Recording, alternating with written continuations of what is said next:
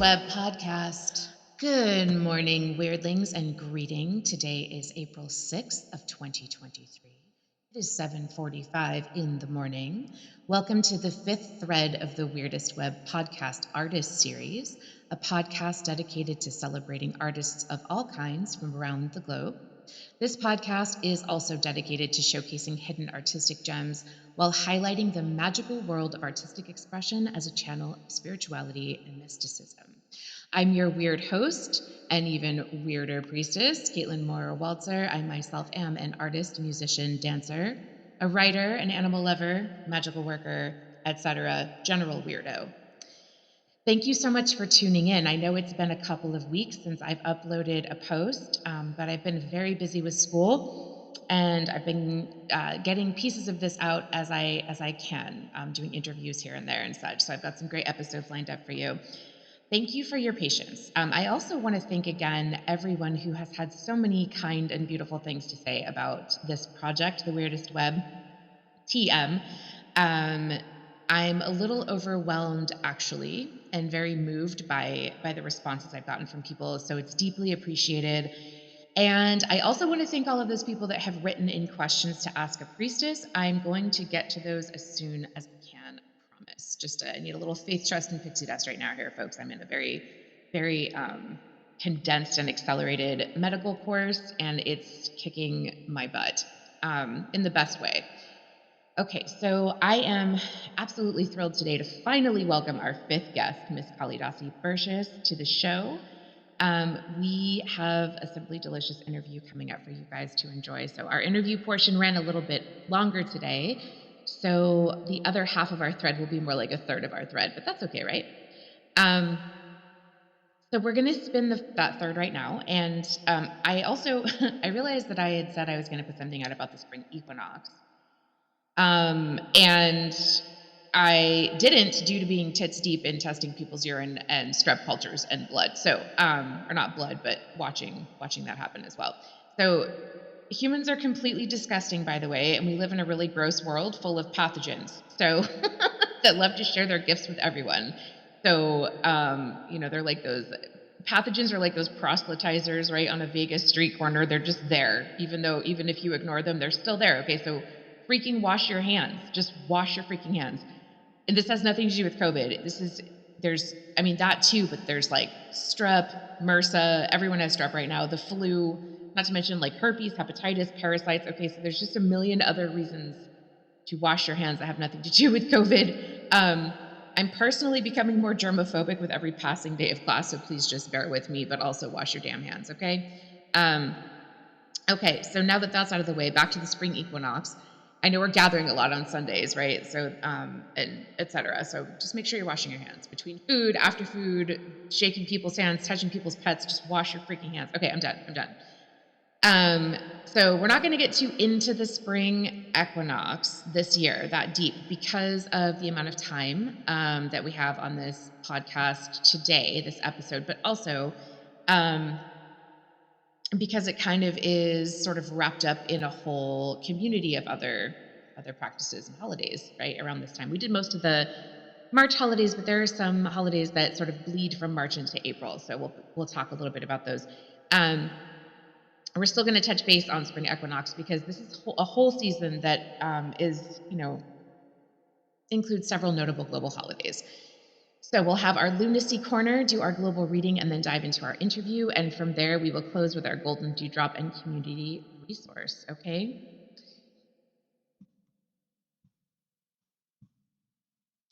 Okay, guys, I took a minute to stop the recording so I could shuffle some cards so you guys wouldn't have to hear me doing that, and I'm laying them out as we speak. So we've got a couple of interesting messages, it looks like here. Okay, so right now, there might be a collective feeling of energetic bursting, right? We've talked about, or we're going to get into this. This is on point with our spring equinox season. Okay, the drive and the collective sort of desire to push forward and spring new, and maybe you're somebody that's and of course this probably won't apply to everybody, you guys, but this is just a global energetic check-in. And this is just change in progress are on the horizon, or they're desired, but really what needs to be cultivated right now is probably stability, with everybody, stability and connections with your closest people. Um, and with everybody in general, it's a good idea to maybe just take a little extra time right now to connect with people and cultivate those connections. All right. And for the sake of rooting down and stability, maybe halt any adventure planning right now, just for this season. Okay. So it probably is going to change, right? With the next, season shift, or the next moon. We are about to go into a full moon, a very big full moon. So this kind of energy is really good for rooting down and allowing whatever roots you've planted to sort of start pushing themselves down into the ground, right? To gain more traction.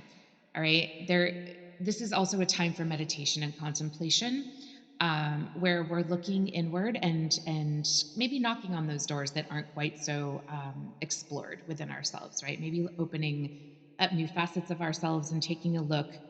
Um, some good magical practice tonight would be to just sit in the light of the moon if you can, in a window, and allow it to sort of wash over you and ask what you should be shown.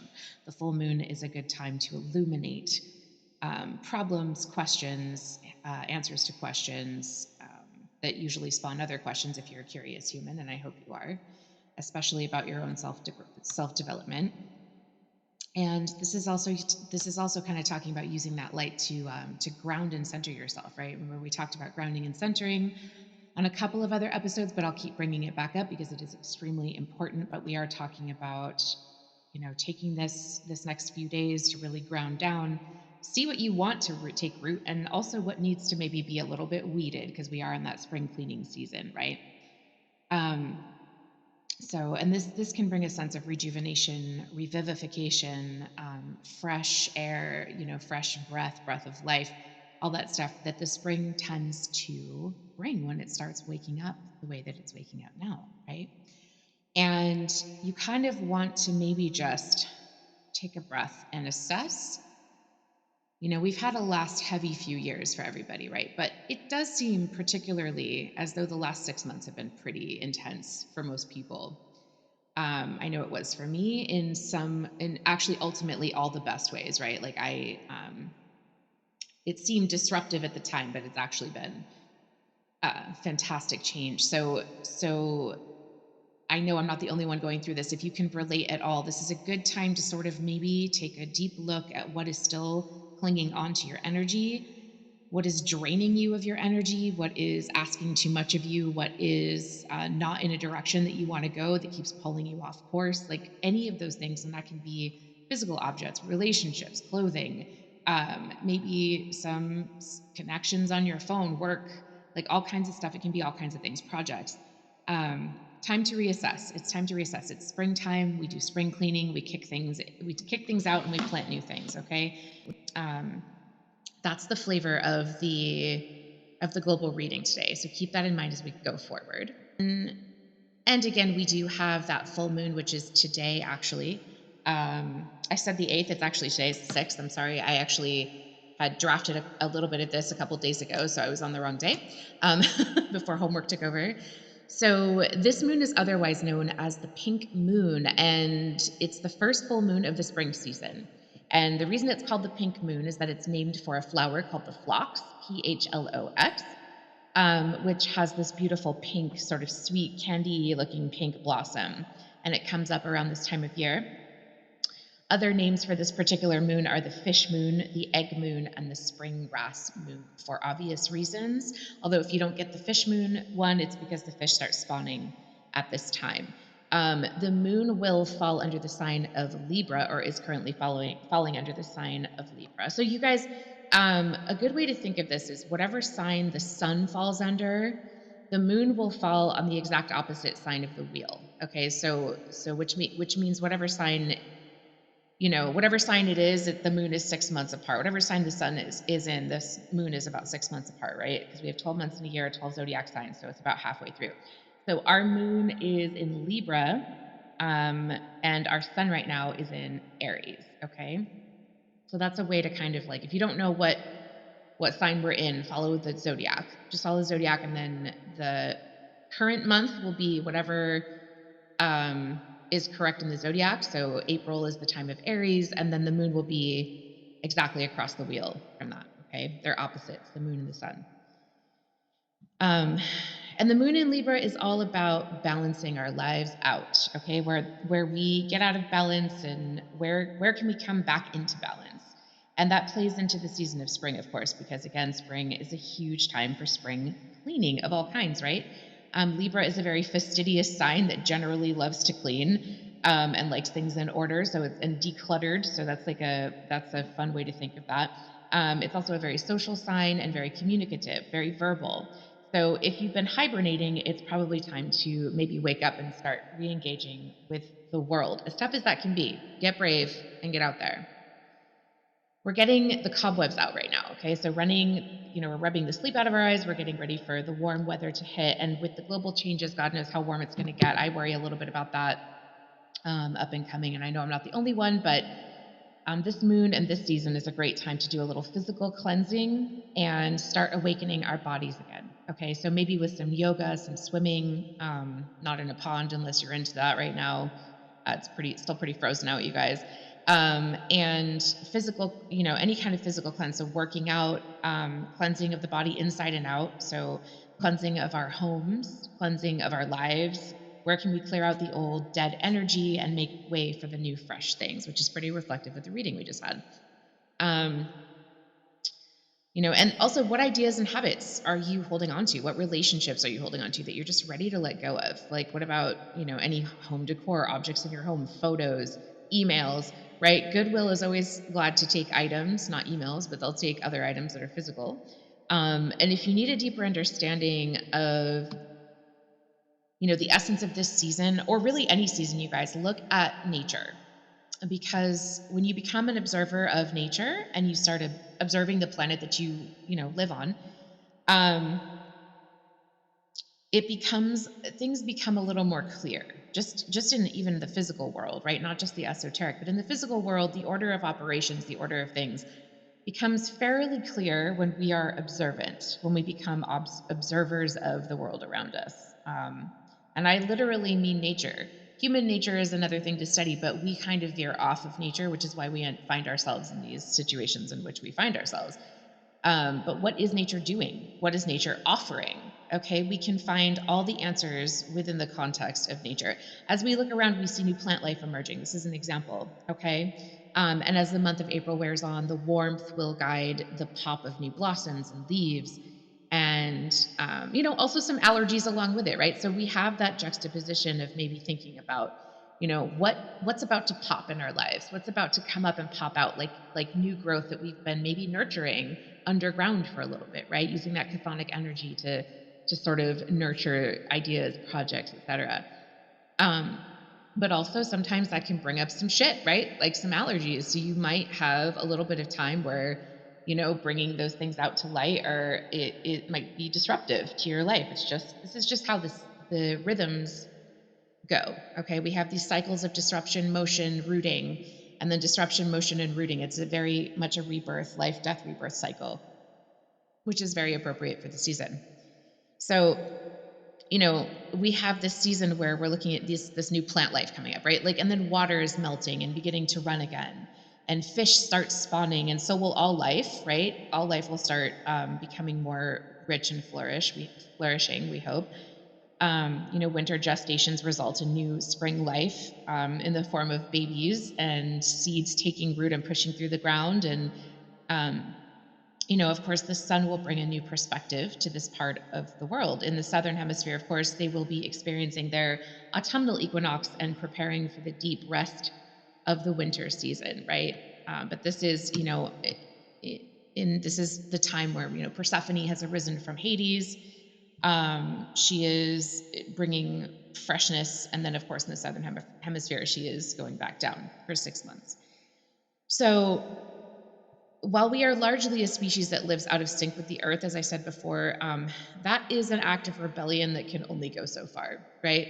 Eventually, the rhythms win. Humans are no more exempt from rhythms, really, of the seasonal shifts in the earth than the rest of nature. We just think that we are, And and at least partially we're productive enough as a species that we figured out how to live out of sync for quite some time and control certain aspects of our lives so that they're not totally subjected to just the whims of nature, which does have an order in its beautiful chaos. There's a lot of order, in fact.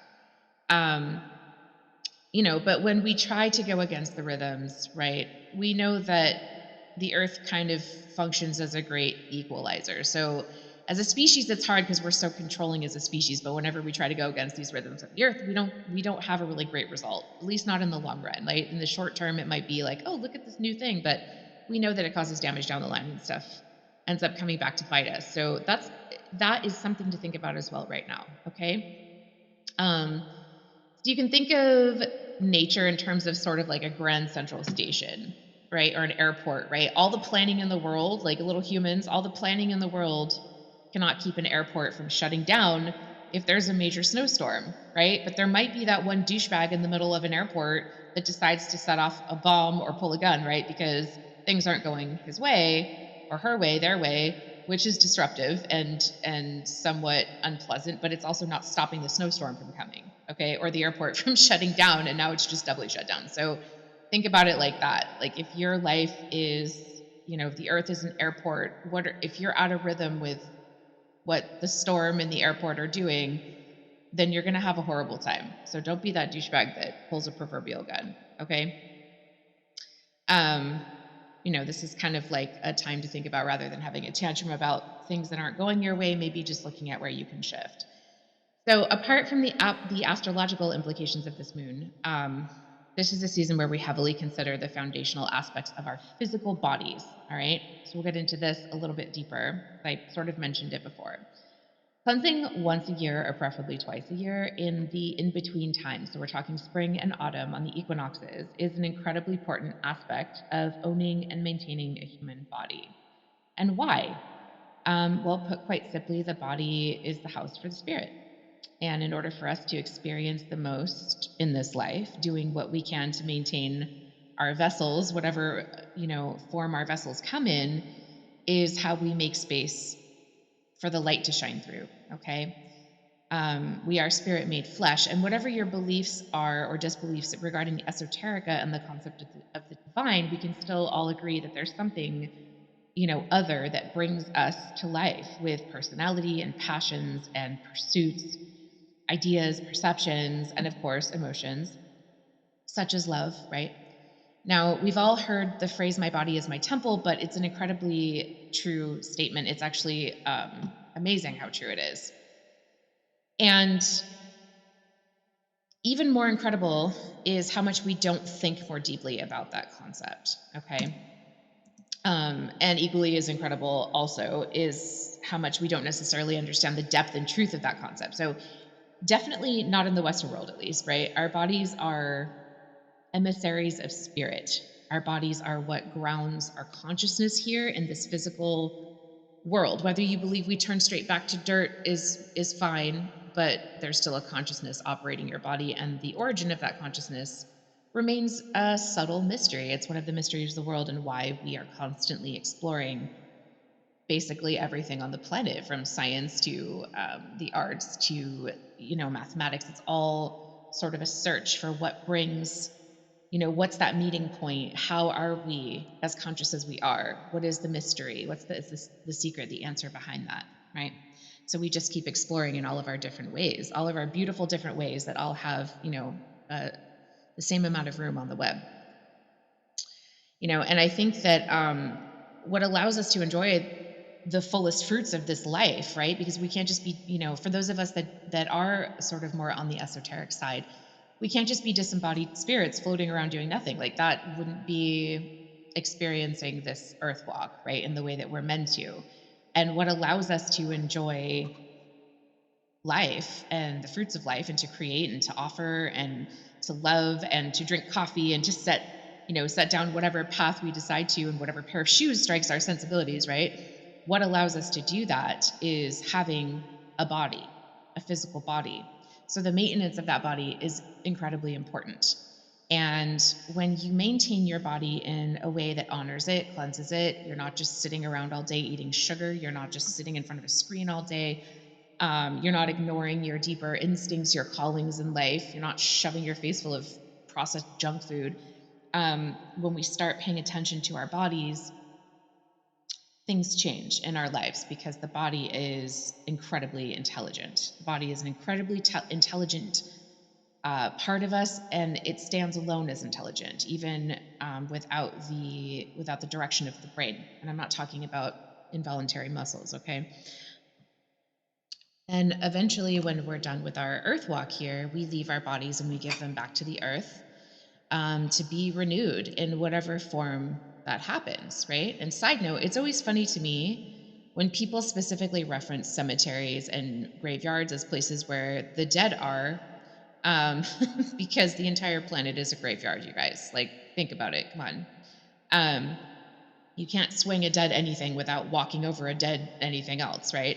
So I don't know why we get all these specific, focus points on cemeteries and graveyards. They're just, like a picture in a coloring book that someone happens to have colored in, um, and put their name on, but the whole earth is basically a whole coloring book full of dead things and living things. It's just the cycle, death and life, right? So the whole planet is a graveyard. So sidebar over and back to spring. Um, Even our global holidays reflect cleansing and renewal and rebirth at this time. We already covered a lot of March holidays again, but we've got some crossovers from March into April that we didn't cover. But a good majority of them have to do with birth, rebirth, cleansing, or all three.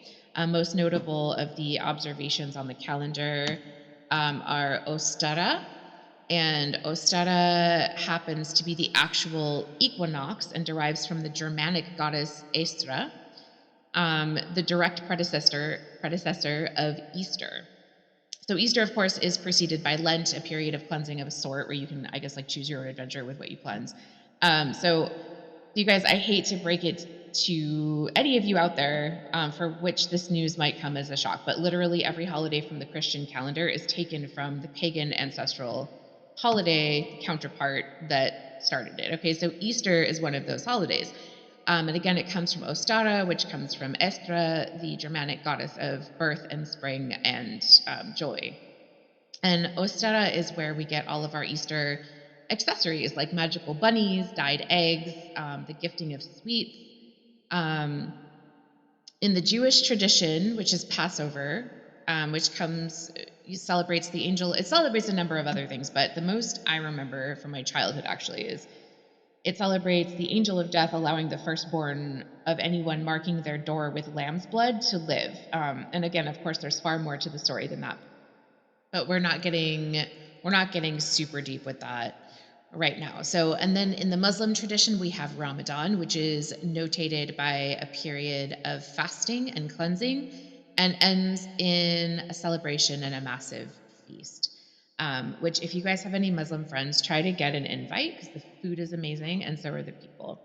Um, there is, of course, there are some other holidays that celebrate the earth specifically. So we have Earth Day coming up, we have Gardening Day, we have Find a Rainbow Day, we have Nature Day. So all of which have to do with celebrating the reawakening of the earth and her creatures, including humans, right?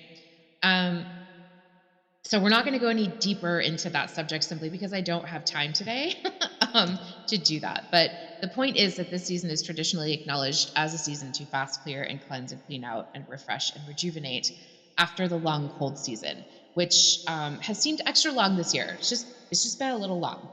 Many creatures also understand the importance of cleaning the body before the summer sets in. Okay, so it's not just humans. Bears even have this root that they dig up. It's called OSHA root, OSHA, and it helps to kind of move the sludge out stored up in their organs from the hibernation season.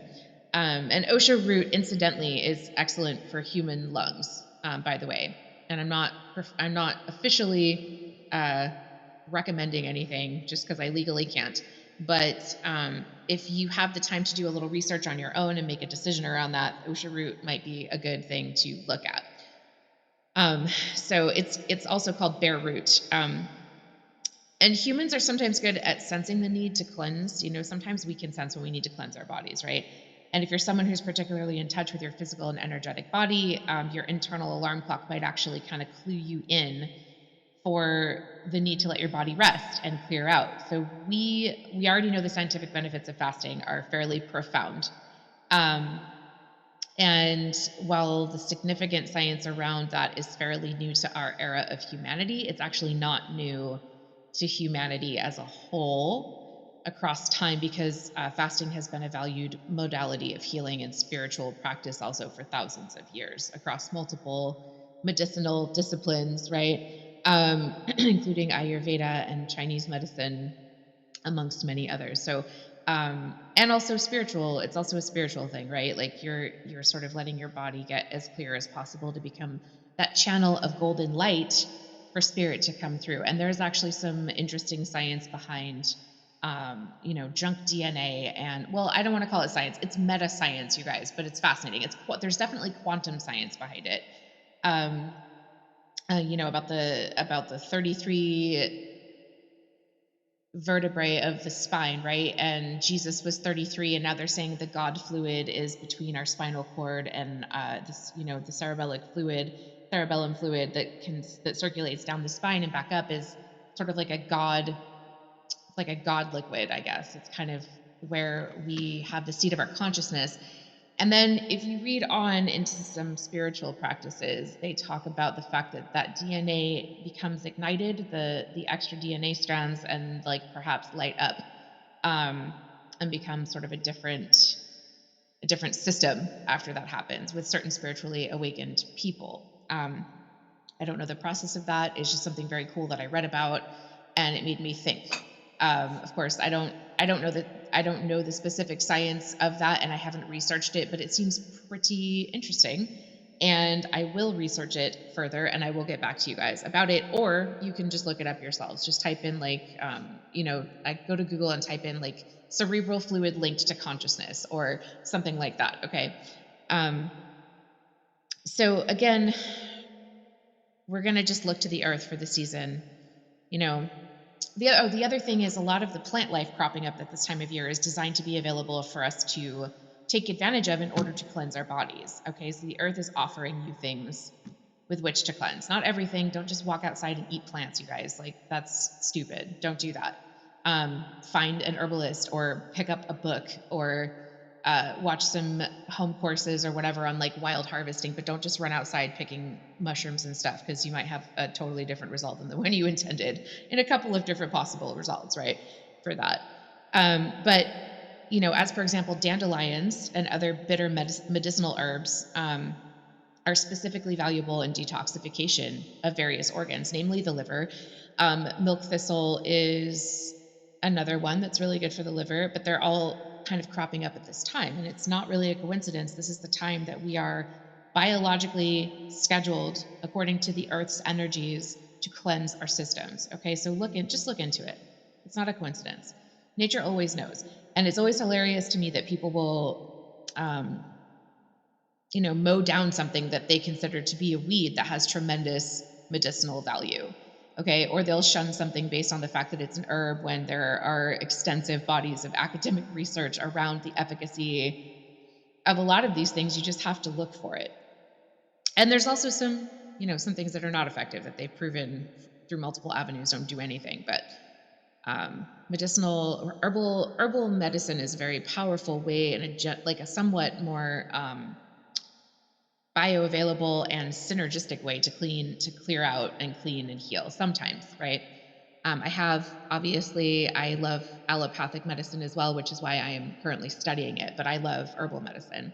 Um, and you can actually eat all parts of the dandelion, right? People have made dandelion wine. You can fry them as fritters, you can put them in salads, etc. All parts, the leaves, the blossoms, the root, the stem, everything. Nettles are another one. You have to process them a little because they do sting, and we are not donkeys, so we can't just chew on them. But they're so mineral rich that a cup of nettle tea on a daily basis can fill a lot of nutritional gaps and keep away a number of ailments as you age. So you can check out more about medicinal herbs of the season on Bastier's website. Bastier is Bastyr, and I'll link it below. They're a prominent naturopathic university out on the West Coast. There's also Mountain Rose Herbs, Rosemary Gladstar, who's like one of the most renowned herbalists. There's a lot of people who know a lot about this topic at your fingertips. So you can check these things out. And the cleaning of the body just isn't for food and input, right? It's for our food input. It's for all kinds of input. So what are you putting into your body? Um, we have become a society of people who are very overburdened and inundate our systems constantly with various apps and games and constant texting and constantly being on our phones and constantly being in front of a screen. And it might be a good idea to just take a little bit of a break from that, right? Um, so get away from your Netflix, get outside, right? Go for a hike, play with a cat. I don't know, something. It's a time of rejuvenation and a time to refresh every area of our lives. So, of course, celebrating is okay, right? Celebrating is a great way to bring pleasure to your life. So, a day of mainlining, jelly beans and ham or pineapple upside down cake um, for Easter isn't going to kill you. If you want to indulge for a holiday feast, well, it might kill you. I don't know what kind of diet you keep, right? You got to be careful about that. But you know your body better than I. But um if you're going to indulge for Easter though, don't start fasting until a couple of days after that, and then sort of buffer that with like maybe some light days of green smoothies and salads and water before you fast or go into something, like that. You don't want to interrupt a fasting or cleanse with a toxic sugar and fat bomb because that actually can kill you. So, no bueno. And not everybody can fast. Also, if you have diabetes or hypoglycemia, or if you are on your period or you're pregnant, then just like pass on fasting. You don't need to do that this year. Or or if you're going to do it, definitely do it under a doctor's supervision. Okay, don't just do it on your own. Um, However, you can cut out the junk food if you have those conditions, right? You can focus on fresh young produce and local foods, right? Green smoothies, salads, pure water, herbal teas, clean protein. If you're someone that eats flesh, still make sure you're getting it from a reputable source, a reliable local source, preferably. If you can't afford that, that's fine, but make sure that you're sort of clearing your food out, right, with an energetic practice of some kind. Um, and you want to also herbs that help digestion, so mint and ginger, turmeric, things like that are also a nice way to add some flow to your body. So in the form of tea or supplements or um, however you enjoy those types of things, if you enjoy those types of things. Okay. And if you have a condition, of course, check in with your naturopath or your medical professional that specializes preferably in integrative healing. Again, I'm all about allopathic medicine as well. It's wonderful in many ways, which is why I am studying it. However, when it comes to nutrition and prevention, it's not a great resource. So that for that kind of stuff, um, you're better off looking at Ayurveda or Chinese medicine or any of the number of other systems that have been established for a few thousand years. Okay. Now, speaking of our bodies as temples, there are so many layers to this subject that it would be like a 5-hour podcast if I covered all of it. So, and I'll likely be touching on topics like that as we go throughout the series indefinitely. But just not all in one episode. The human body is what I wanted to bring up because and the cleansing, the whole point of the cleansing is to get to that piece in us where we feel clear enough to receive any divine direction that we might be privileged enough to receive. Okay. Um, and some people are more attuned to that than other people. Some people are not at all attuned to that. And sometimes if that's their intention, then cleansing can help them get there. Okay. Um, so So the human body is a miraculous entity in many ways, all right, that we don't share with our other terrestrial cohorts, all right? And by that I mean earth animals, okay? We are different. And that's not to say that we are above any other creature, okay? You should not be using your difference, your size, your power in the world to dominate and control anyone else, human, animal, or anything else. It's not a great way to be directing your energy, and it creates a ripple effect that will come back to you. It will come back to you. All right. So I personally believe we're not at all superior to any other life form. However, we do have some amazing features inherent with just even our physical capabilities. Our ability to intensely create and design, and make things in the forms of arts and inventions and scientists are sciences, et cetera, are certainly incredible. They're remarkable. They're unique. Our ability to think existentially about the heavens, the earth, and everything therein, right?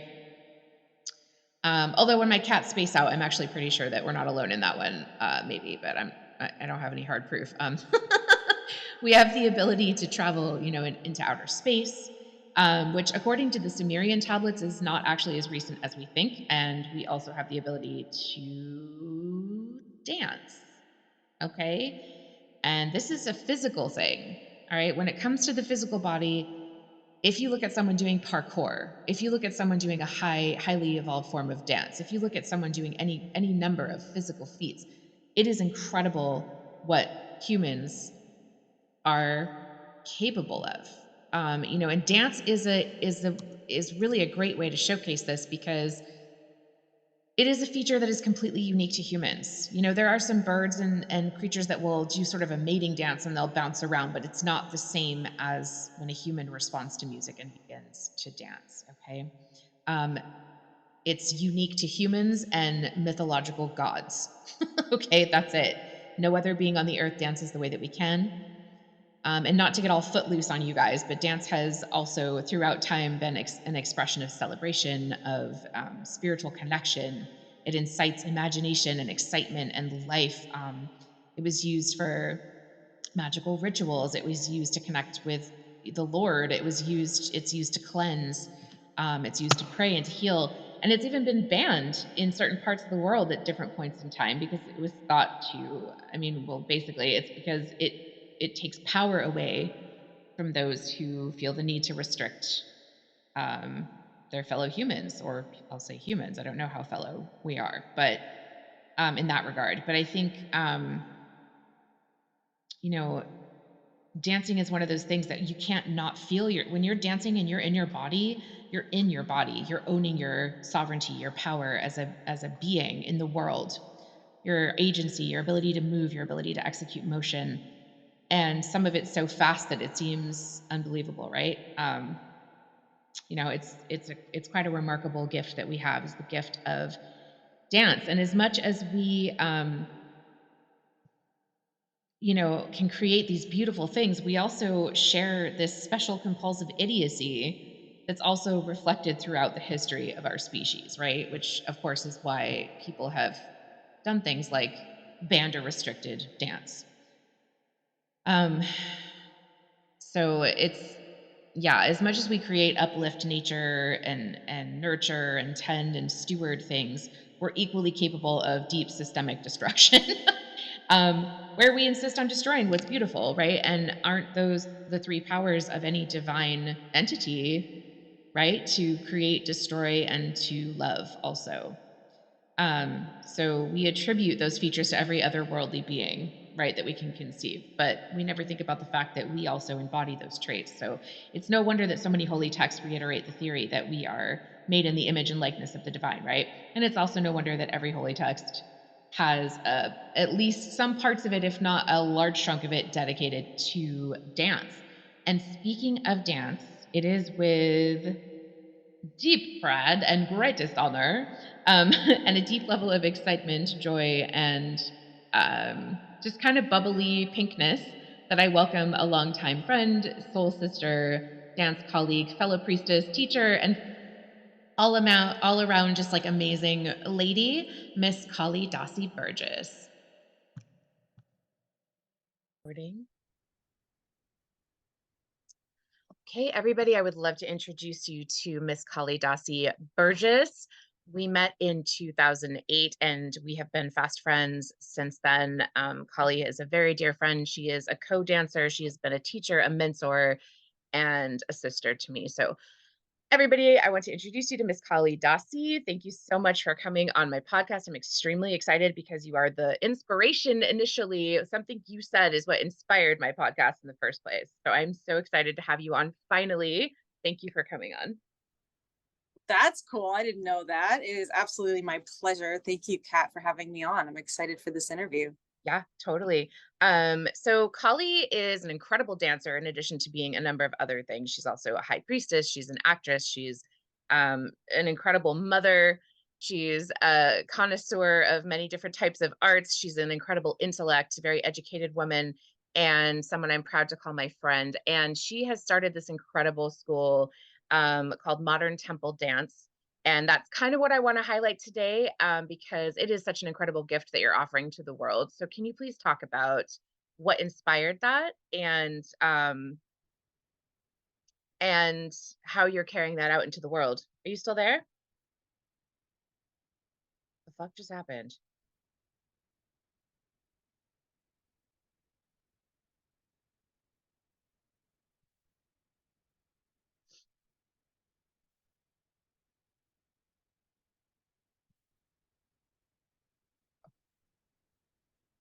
And as you were talking about modern temple dance. Yes, Kali has established this incredible school called Modern Temple Dance, and I would love to hear all about that. If you wouldn't mind sharing that with our audience, I'm sure they'd love to hear what you have to say and what you're offering. It is incredible, you guys. I took a course with her, and it was just, well, it changed my life. I ended up moving across the country. So, um, shortly thereafter. Anyway, Kali, please, I'm going to Yeah. sip my tea while you talk. Yeah. So where to begin with this? This is a 15-year passion project and mission that I had. I guess we have to back up a little bit. When I started belly dancing for the first time, I was a dancer for many years, many different disciplines when I was a kid. When I started belly dancing in 2007 in New York City, um, I I experienced something I had never experienced before when I danced. There was more than just the endorphin rush and the expressive movement through the body. There was a portal. We're going to get a little woo woo for a second. I felt a really profound flow of energy that was coming through the top of my head into my body when I danced. And I felt deeply connected. I felt connected to God. I felt connected to everything around me. I was connected to my own source of power in a very profound way, in a very inexplicable way. And so that was fascinating to me. I didn't understand why this was the case. So I began to explore the concept of dance as a spiritual practice, as an act of divination, as a intermediary tool between the divine realms and the human realms, and ways that humans have explored that throughout cultures, throughout the world. So that began a practice of exploration for me. So I started my own practice. I was a yogi for many years, and I was belly dancing. And belly dancing is they're called. It's also the other term is the Menop dances, the Middle Eastern, North African, Turkish, um, and Greek. They're Hellenic, and it's a folk dance. So it's not directly attributed to any particular spiritual practice at all. However, I found that power source through me when I was practicing that dance. I just want to be clear about that distinction. So I became single-mindedly obsessed with like the concept of dance being this tool for self-realization, this tool for healing within the body. And so I began to study different dances throughout cultures and throughout history where they were inextricably linked. And I came upon India, and India has an incredibly rich culture of temple dances throughout the centuries all over, where there were a group of women that were dedicated to the temple. They were called Devadasis in certain areas. They were called Maharis, which means great women. Maharis, Devadasis means servants to the god, where their entire job, from initiation until retirement, was to dance for the Lord, to dance for the Morti, in the inner sanctum sanctorum of the temple. It was considered one of the gifts, one of the offerings to the god. And the god was that power source for the temple. And the temple, it was the dancers would give back to the god, and the god would be empowered. And that Shakti, that energy permeates the temple and then permeates the village and the cities around it. So this offering gives back and actually is very auspicious, and it helps to not just communicate with God and God is pleased and receives it, but directly benefits your community around you, and it creates prosperity and growth and abundance directly for the people of the land. So I found that to be incredibly relevant because for me, any kind of spiritual practice has to have a deeply humane and human service connected to it for it to have relevance for me. I think it is important to refill our own cup to do these practices so we feel balanced, peaceful, joyful. However, that's kind of the first step. The next step is to then give it out and to be of service to other people, because there's real suffering in this world. And how can this work be tangibly influence and benefit and uplift people around us? So that, to me, that's the ultimate goal. So I was really fascinated with dance being treated constantly. And so I studied this dance, and I actually practiced one of the classes of India called Odissi. I've been practicing that for 13 years. And its roots come from the Jagannath temple in Puri in Orissa.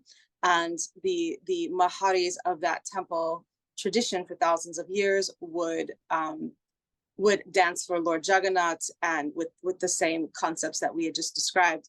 So Odissi, the classical dance, comes from those roots. And so I've been studying for 13 years. I went to India 3 times for several months at a time to study. My school was in Pushkar, Rajasthan, called the Shakti School of Dance. The school itself is located inside of a temple, inside of a Krishna temple, the Rangji temple, the old Rangji temple, rather.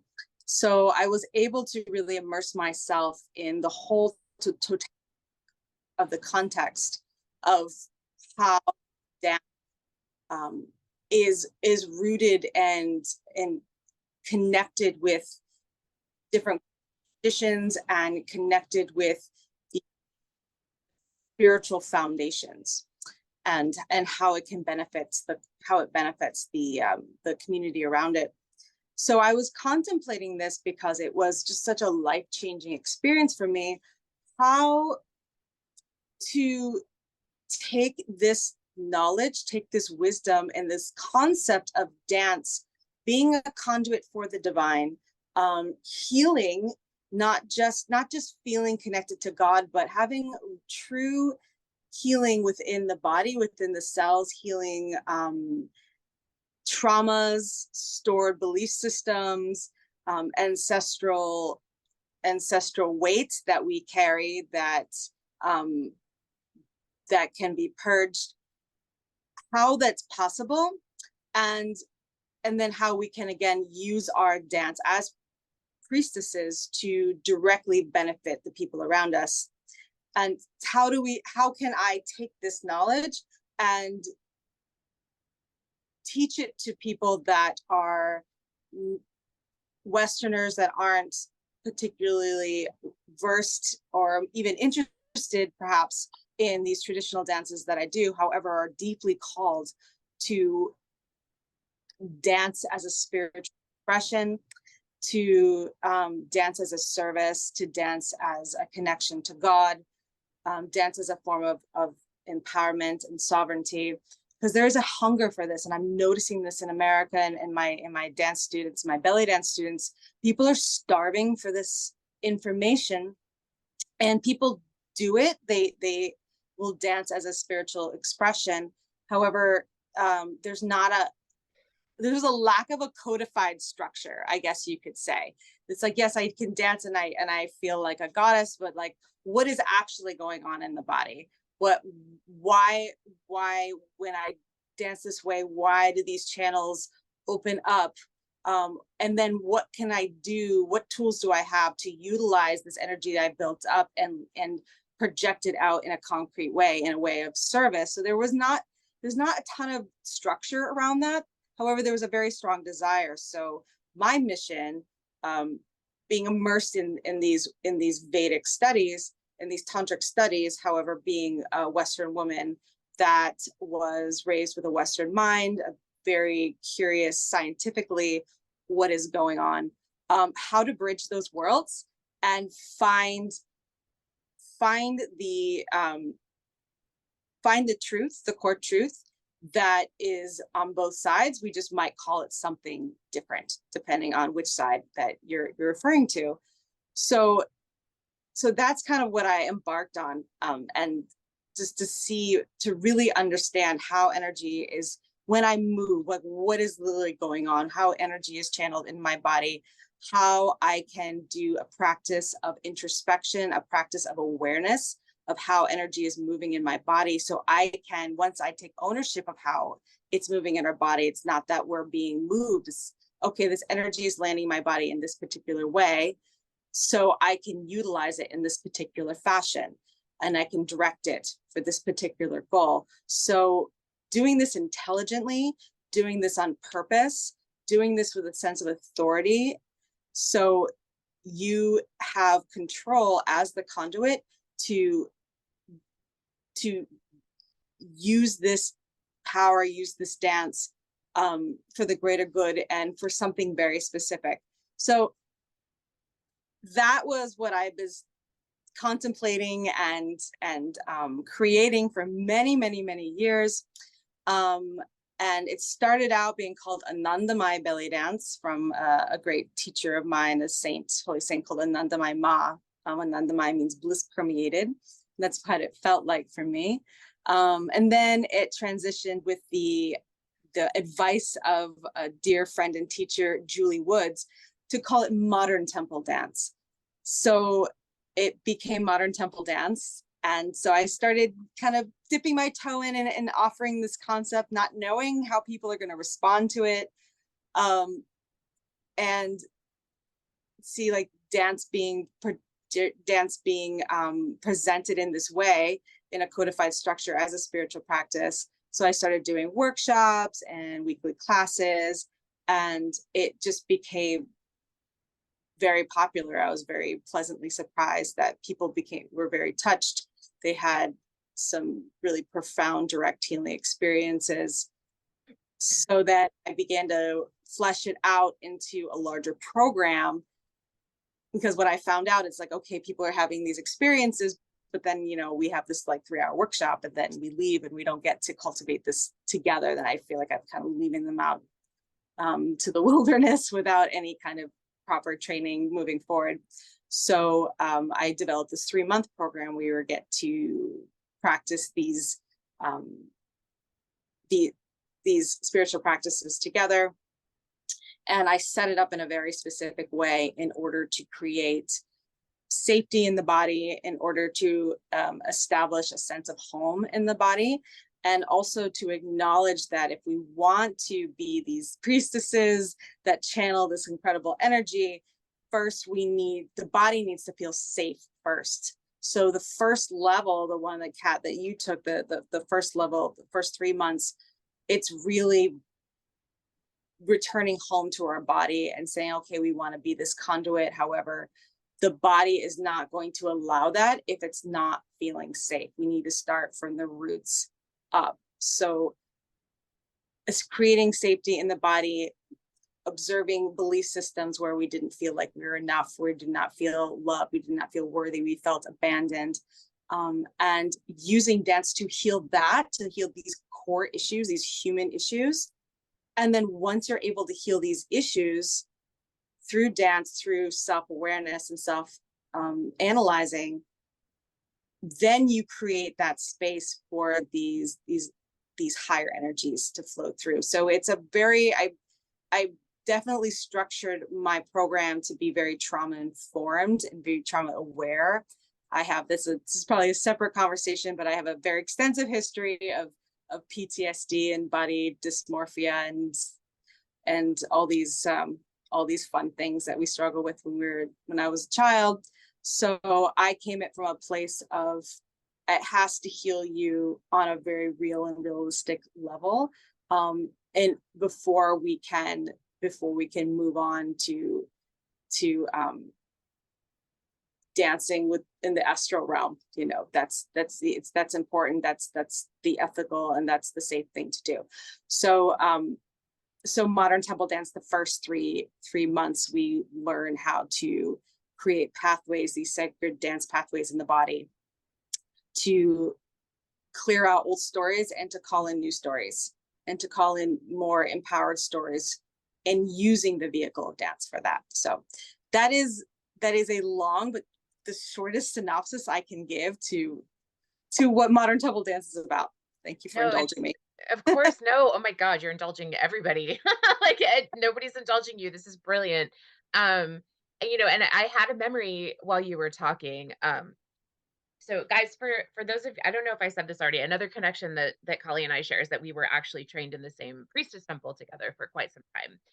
And so, the burgeoning idea of this dance company, I remember when you and I were sitting in Porter Square Books one day drinking cold brew coffees and sharing Thai rice wraps. I don't know why. I can't remember what I did yesterday, but I can remember this thing that we did together, like, I don't know, 8, 10 years ago.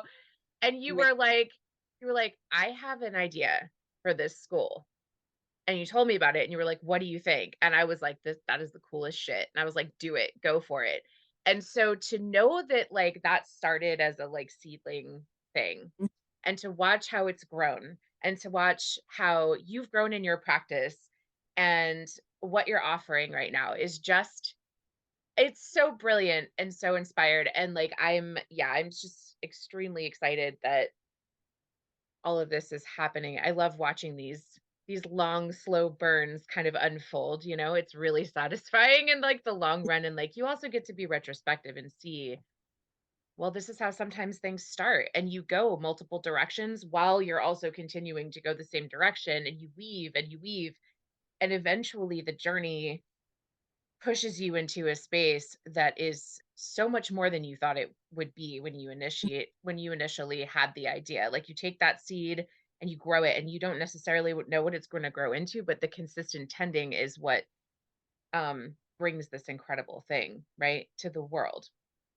So I just wanted to say, like, thank you for doing this and following through with that idea, because what you're offering is so valuable. And I want to encourage people to look at Kali's work. We're going to continue this conversation, but I just wanted to say, to take a little moment to say, like, if we're going to have links below so you can check out her courses and what she's all about. But if you have the time, if you have the focus, the drive, the passion, and the interest, or even the curiosity to engage yourself in the work that she's offering, because it is actually life changing. I myself have been, when I moved to Boston in 2008, so you had just come to Boston from New York, and we met. And I was introduced, I've been dancing since I was a young child as well. And I was introduced to the world of tribal fusion belly dance. I'd never seen it before, never heard of it. And I was like, whoa. And something in my body remembered this movement, remembered this dance, called up something very deep. And um, I immediately was drawn to it. So I began studying with the Vadalna Tribal School of Dance, which Kali was a part of at the time. And then we eventually were in a troupe together. And so, but I have not had anything wake my dance up in my body the way that Kali's current classes do. Mhm. It is incredible. And when you say there's a lack of codification when it comes to the spiritual practice of dance, that's absolutely correct. Um, the structural movements there, like the stage presence, we learn all of that stuff, but the codification of the spiritual practice is usually what's calling people to this on a deeper level. And that's why there's so much attraction to it, because anybody can um, feel like they love dance and go to a ballet, but not everybody's going to be like, oh, I want to be a ballet dancer. When you see tribal fusion belly dance, something is called in you if it's there. it's called in you. So I would love, Kali, if you could delve into the hermetic side of your dance. So now it is all kind of related, right? Like we're talking about a very old, ancient, magical dance to begin with. In your class, you deftly weave some very ancient principles of magical practice into your dance for people to experience and touch on within themselves and out of themselves as they're experiencing your work. Would you care to touch on that, please? Sure. So all the work of the modern temple dance, the concept and the implementation of it is a weaving of all of my training. I am initiated in a few different lineages. One is the Srividya Tantra lineage and the Odissi lineage from India. And then I'm also an initiate of lineage of King Solomon in the West. And it's a Western Hermetic lineage. And in Hermeticism, we see that there are principles or laws of the universe. There's a way that the universe is structured in form where energy comes into matter, and there's a flow to that. And we see that the most popular form that we see that in is the Kabbalah tree of life. That is the flow from Kether, which is this like pure consciousness, all the way to Malkuth, which is the physical world, and the process in which energy flows from this pure state all the way and condensed into something that's tangible and physical. So this is a practice that I do. I've been a Kabbalist for many years. And so it informs everything I do. It informs my everyday life. And of course, it informed how I see sacred dance. Because the important thing for me in this work is understanding the science behind it, because I really do believe that it's a science. Instead of just, well, I'm feeling good when I dance and this feels great, okay. But my big question, and this Hermeticism answered this is, or Hermetics answered this is, yes, but why? But why? Like when I flow energy, why do I feel this way? Or if I'm to say, I am a conduit to this energy, and when I dance, the energy flows through me and it flows out through me, and it can help benefit others.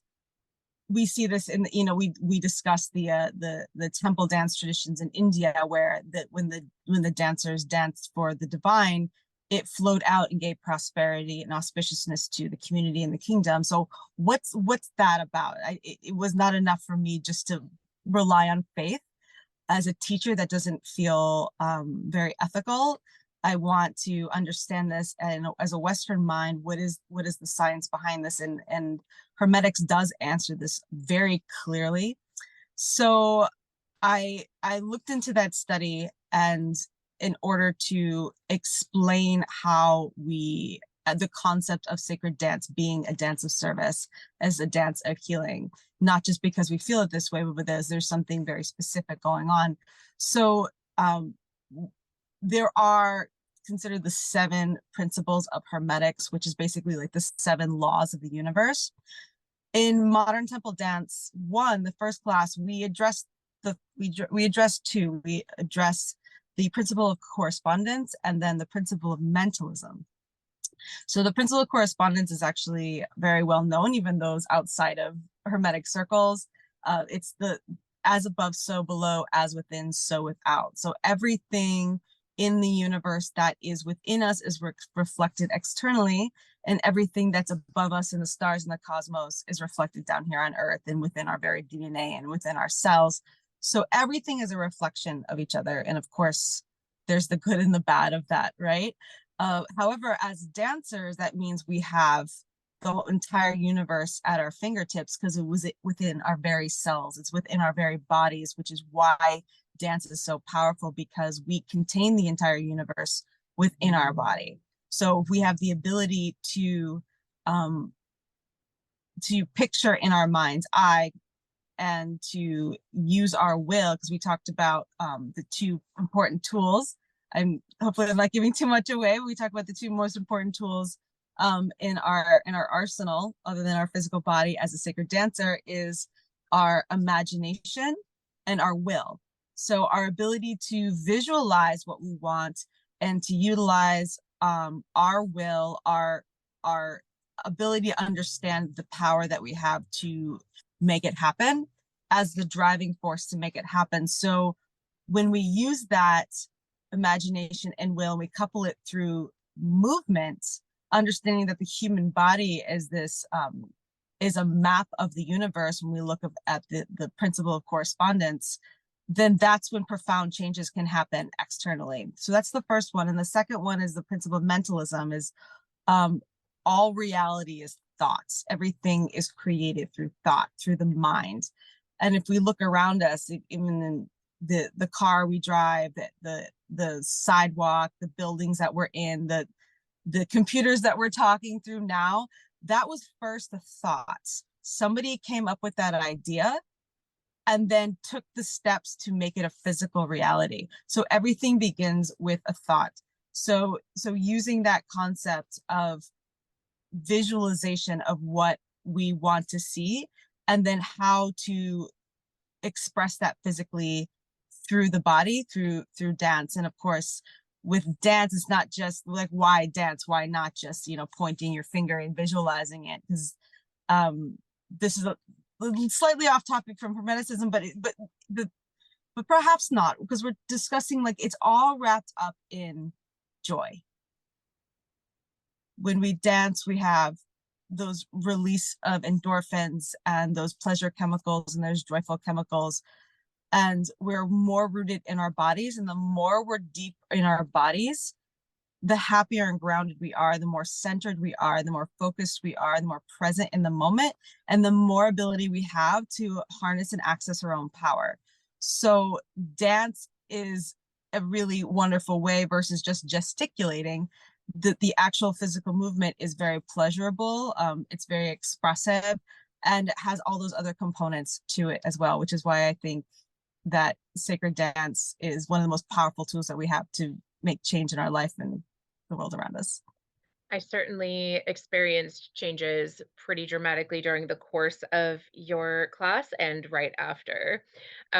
Pretty dramatic. I think probably as dramatic as I've seen since we took the Munich rites in our priestess training. So that, that level of dramaticism. And also, I think that stands to say, or sorry, my words are a little squished up, you guys. I think that that's kind of a really integral part of being any kind of artist, because I think we're working with these principles whether or not we're aware of the label of them sometimes, right? Like we're calling down from the ethers to create something in the physical plane and have it shine and manifest out that energy that we pulled down in this form.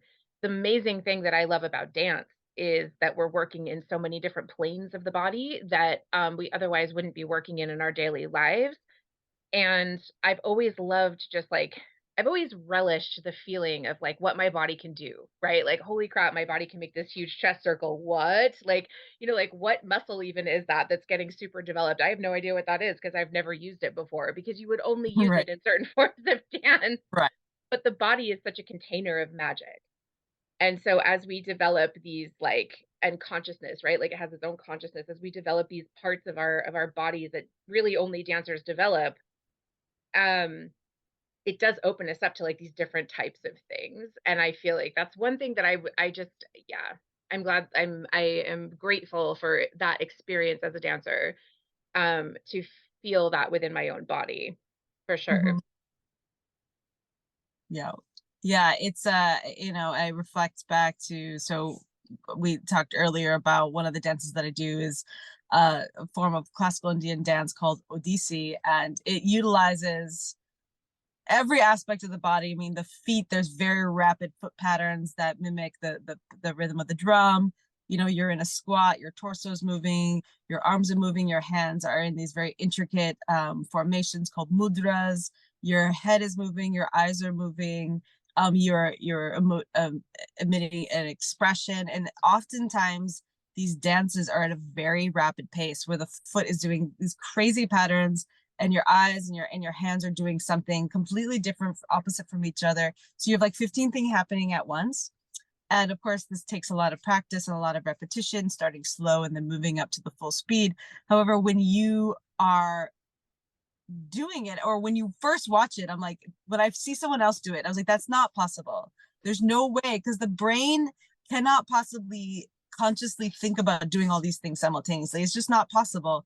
So when you do this work, it forces the mind to quiet, and you transcend the conscious mind, because you don't have a choice in that moment. Because if you try and grapple or just or focus on one thing, you're gonna the dance is gonna fall apart, and you will most likely literally fall on your face. So you have to release, and you have to let the body be danced.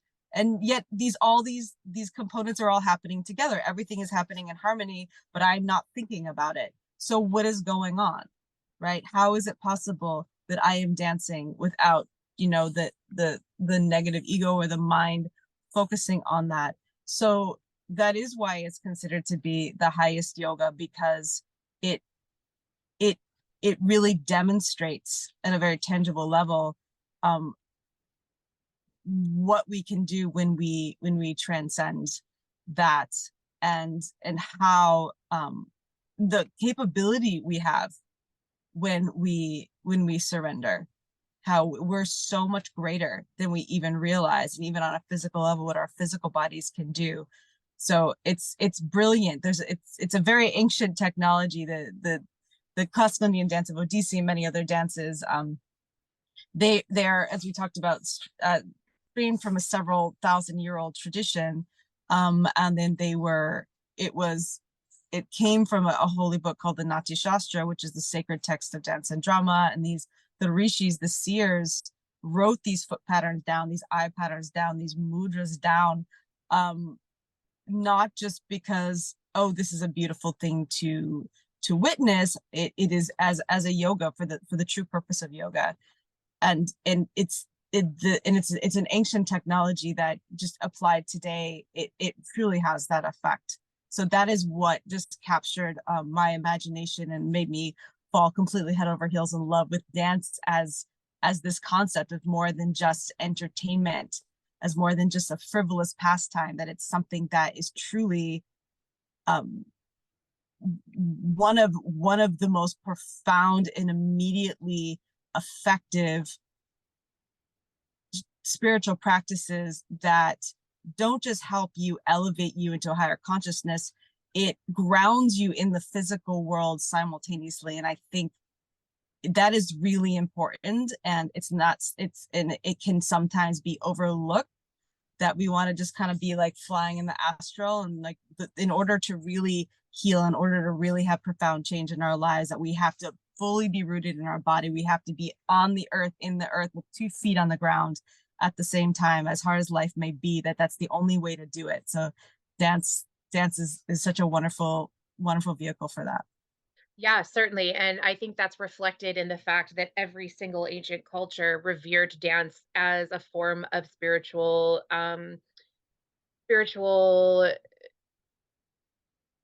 revelation and connection and enactment, right? Like dance, ritual and dance, they're sort of intertwined in all. We see this in every ancient culture, and it's very interesting that it became sort of an idea of like frivolity, like it became an action of frivolity, because that's something that's pretty modern. That's something that's a pretty modern concept of what dance is, when we see it in every medicinal and shamanic practice across the globe, right? Even from our very ancient ancestors all the way back to like the caveman days, they have depictions of people dancing around a Mm-hmm. fire. I mean, it is very old. Even when we only had a drum, right? Like even when we could only drum on the earth and that was the rhythm, like we have had dance. And the human body would not be designed to hit so many different planes of movement unless it was for a purpose. And Mm-hmm. since the only way that we reach those planes of movement in any real actuality is through dance, and also sometimes yoga, arguably, but not quite in the same way.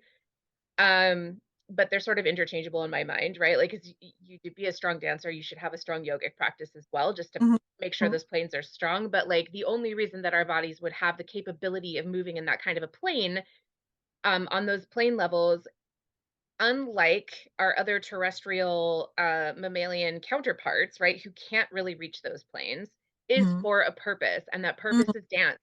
That purpose is dance. mm, So it's kind of, we become, as soon as we open to that, we become channels of spirit. And I think you can only really experience that um, when you surrender, mhm. to that, right? Because our body has its own memory. And of course, now they're saying as well, I don't know if you've at all seen any of the studies saying that now exercise, they're saying, has actually nothing to do with like weight management.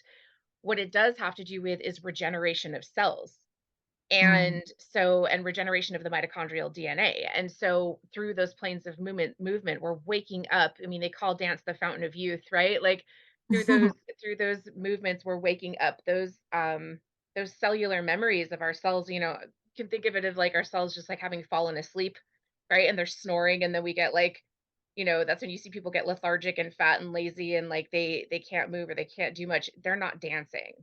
right. Like, dance would wake that all back up. It's more than running, it's more than going to the gym, all this nonsense. If we're just dancing every day, like, the value and the vibrancy that brings to our lives, it's unmatched, in my opinion, in my humble opinion, which might not sound so humble, but in my humble opinion, that's how I interpret that.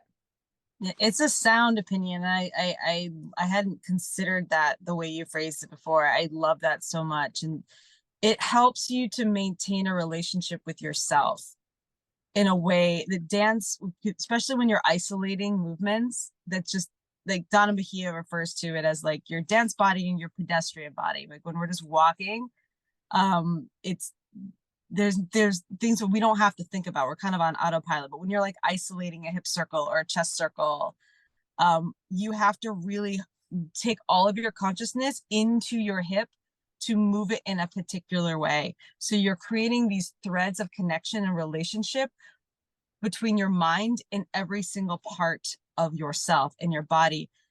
And that is so important for so many things. Like if you're getting sick, if there's an injury, or even if there's like an emotional upset, that you can have a level of emotional intelligence. I know dancers are some of the most emotionally intelligent people that I know, because you're constantly tuning in, you're constantly checking in, you're constantly looking for the micro adjustments and the internal shifts, because you're on, like, especially if you're dancing to the point where you're performing on stage, you're constantly having to make these micro adjustments and shifts. So you have to be deeply in tune with the body. And that's actually another, just to bring it back to modern temple dance, it's a there's a, as you know, there's a huge setup in the beginning of class where we're not even dancing. We are meditating, we're tuning in, we're focusing on every single part of our body from the toes all the way up to the head. We're taking note of how we feel, and then do a movement exercise, and then tune back into the body. How do we feel again? So we can be experts of our own internal world. So we know that this movement feels good, but in what way? Oh, this helped to open up my heart. Oh, I feel like a release in my pelvis where something just gave way. Like just to be understanding of your own internal world in that way is so vitally important. And I think that does help with the body staying rejuvenated, the body staying toned in certain ways. Because I remember like when I would teach beginners belly dance, and in the first class, like, there's a lot of excitement, a lot of like, there's a lot of excitement. My phone. Oh, And we're belly dancing, and then I'll say something like, okay, well then drop your right hip. And they're like, great, yeah, we're gonna drop. You can see it, like, yeah, okay, we'll drop a right hip. And then half the class will try, and then I see it in their faces. I have so much love and compassion, because they say, oh my God, I don't know how to, drop my hip. And then they realize in that moment there's a disconnect between their lower body and their upper body they didn't realize they had before, because it's not asked of them in a pedestrian activity. But in that moment they could realize the gap. And then of course doing these practices that is reconnected. So dance is so important. It helps us to really fine tune the places where we're not communicating with ourselves and connect it in a really beautiful way. Yeah, certainly. And I actually remember my first belly dance class in 2009. And I think I was taking it with, it was either you or Naraya. It was definitely with Vidalna. And I remember in the first class, we were told, listen, like your body is going to be moved in some pretty different ways.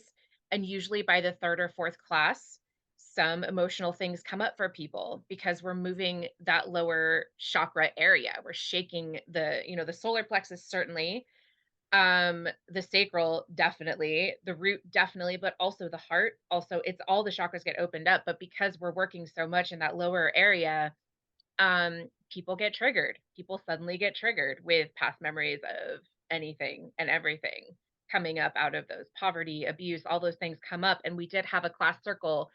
Um, I think like in the first or second week of class where people were sharing about like what they were experiencing. It was profound. And it was because the body was being moved in a way it had not been moved. And those that mind body connection, anytime we experience a trauma of any kind, it gets stored in the body. It gets stored in the body. And that's now a fact. We know this. And so when you start releasing those things, um, profound changes happen, profound growth happens, some pain happens, right? Some pain physically, but also emotionally happens in the best way because you're releasing it. It's not a reliving. Mhm. Mhm. It's I think probably dance is one of the best trauma therapies. As Yeah. as long as you're connecting to it, as long as you're connecting what you're working on, which I think is one thing that your class brings to the foreground that isn't necessarily, like we were told that, but also it was never okay, let's all focus on something that happened today and where it's stored in our body and let's release it, right? Like it wasn't like that. It was just like here's the technique, here's the movement, all brilliant. We need technique. Technique is everything. And also what I love about what you're bringing to the table is you're like, okay, like locate where this pain is. What does this movement call up? Let's work on releasing it. Let's have a focus because we know that when we focus our minds, our will and our imagination, right? Our will and our imagination can dig out those rotted roots that we don't need in our energy sphere anymore. And dance is such a brilliant way to do that. And your class specifically addresses that. And I'm Yeah. so impressed. I'm so impressed with what you are offering to the dance community, but also to the world at large, because I think that, like, we're in a time in humanity where we need some of these old practices to be coming back into play because the new ones are not working. The new ones are not working, and the new ones are causing a ripple effect of damage. And to reclaim ourselves and to reclaim our sovereignty, to reclaim our bodies, our minds, our common sense, like the movement of the body is key. And to do that, we have to be moving through all the planes, and dance is the way to do that. And I just love what you're bringing to the table. I just love it. Like I haven't Mhm. experienced anything like that. I've been dancing my entire life and belly dance since 2009, and I haven't Mhm. experienced anything near what I've experienced in your class.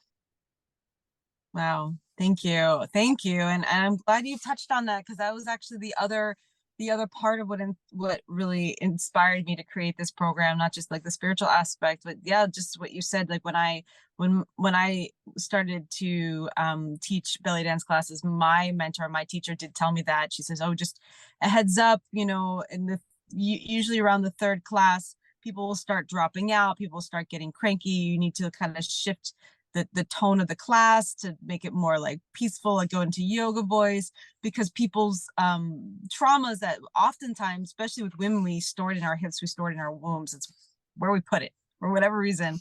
And of course, with belly dancing, with hip movements, with belly rolls, that gets pulled up. So she says, just you have to modify the third class because people stuff comes up.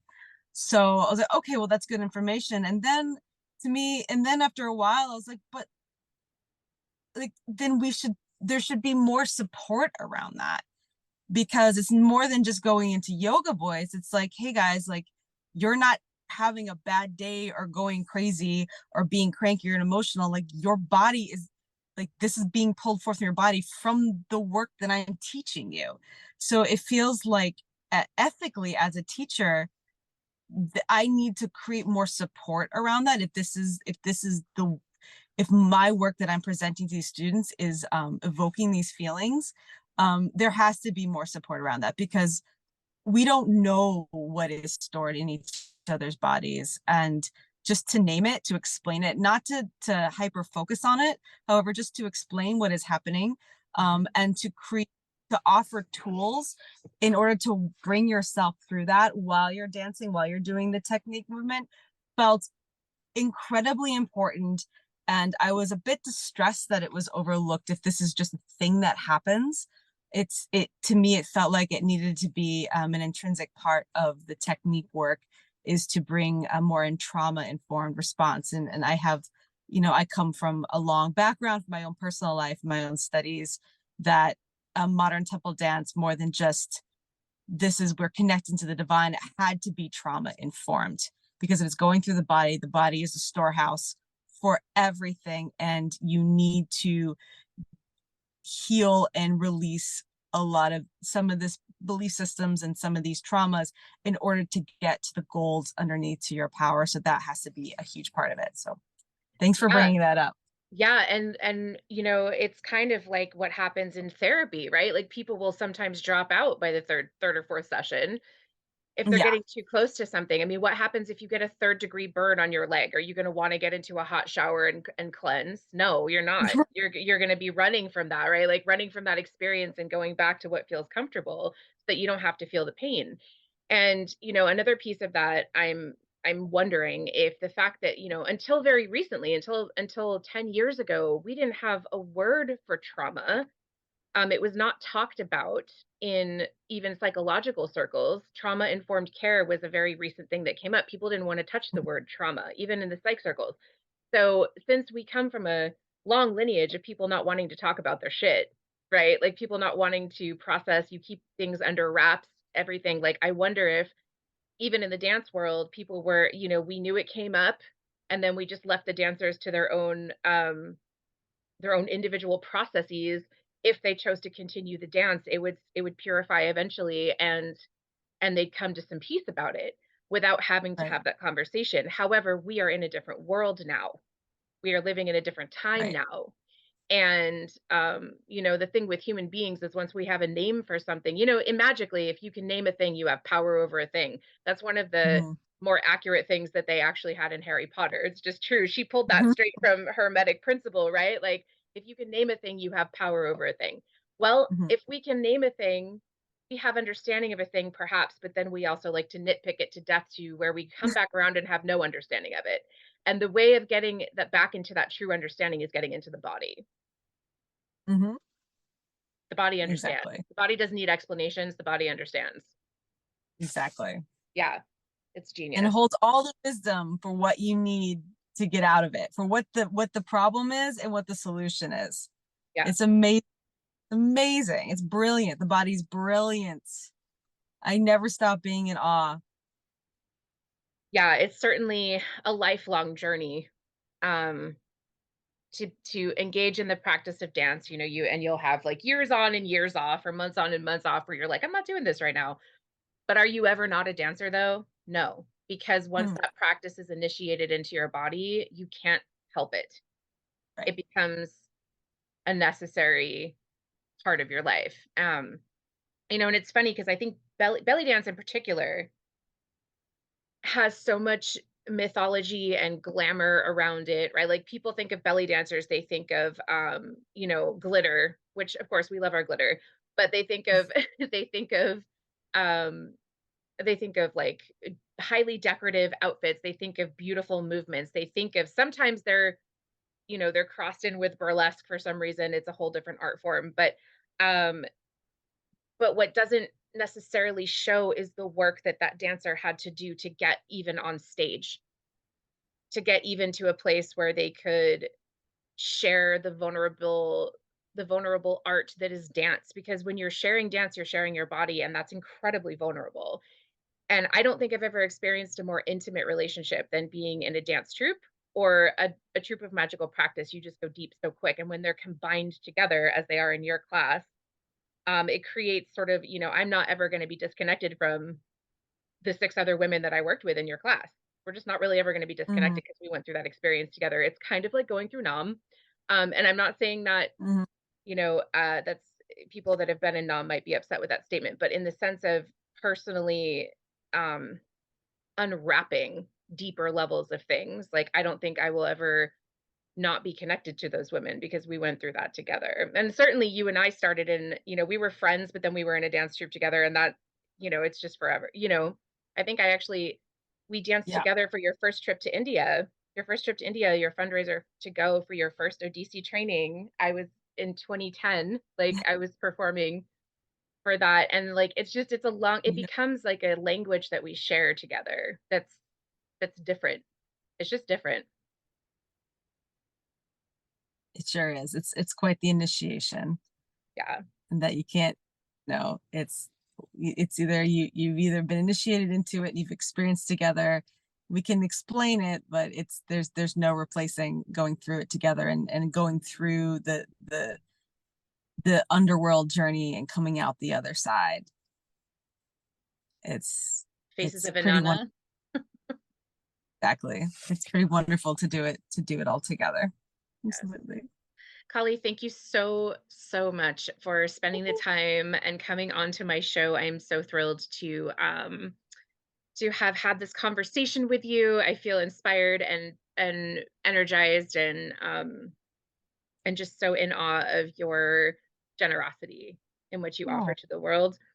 And your intelligence and your wisdom. Like, I'm just really happy that you were on my show. Guys, if you want to find out more about Kali's class, Modern Temple Dance, we're going to have links below the show.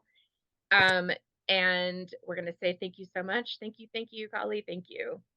thank you so much for having me on. This was an awesome conversation. And thank you. Your podcast is amazing. So Oh my gosh, I thank love you. it, and everybody should subscribe because you got some good stuff on here, girl. I'm so proud of you. Keep doing Thank your you. thing. I just kind of like threw some pasta against the wall and see what happens. But thank you. I appreciate that. Bye, sweetheart. Bye. So that was Ms. Kalidasi Burgess, guys. You can find all of her stuff below the podcast, this episode. And if you are listening to the Weirdest Web via Spotify, I will make sure to spell those links out for you in the description. So I'll put the links in the description to the Spotify show. Okay. So for our golden dewdrop this week, we're going to just combine it with a community resource. And the reason is because there's a very amazing woman. Her name is Sandra Walter, and she's extremely esoteric. She's extremely amazing. But she talks about the Christed self. And the Christed self, not to be confused with Jesus Christ, although it is actually linked, right? Because the word Christed comes from the word crystalline. And it also references living through the heart, which is what Jesus was attempting to show all of us, was how to live in our Christed self, right? Our most crystalline energy, so that we can clear out and become channels of divine energy and channels of our own dance, right? Through life. So I'm going to link this incredible meditation that I've been using for a few years. I just love her work. Again, she is an incredible, creator that's fairly, she has a following, but she's obviously not at the forefront. So if you're interested in looking at her work, I will leave this meditation below. It's super high level, guys. So if it freaks you out, you don't have to do it. But if you feel called to use it as part of your cleansing this season, I encourage that highly. Her name is Sandra Walter. You can check her work out online. And I, again, will link her meditation below this podcast. All right. So thank you so much for joining us today on the Weirdest Web podcast, a podcast dedicated to showcasing hidden artistic gems and highlighting the magical world of artistic expression as a channel of spirituality and mysticism. If you wish to interview as an artist, you can email me at theweirdestweb@yahoo.com and just type weird artist in the line. Or if you want to submit a question, it's the same email and just type in weird question. If you wish to check out any of my other links below, I will post them as well to my Etsy shop and my music channel, both of which will be growing after I am done with school, which is taking up a lot of time. So I really appreciate everyone checking in. Make sure you tune in next time when we're going to be hosting another amazing guest, Mr. Peter Paradise. And I'm your weird hostess and priestess, Miss Caitlin Moore Walter. And until next week.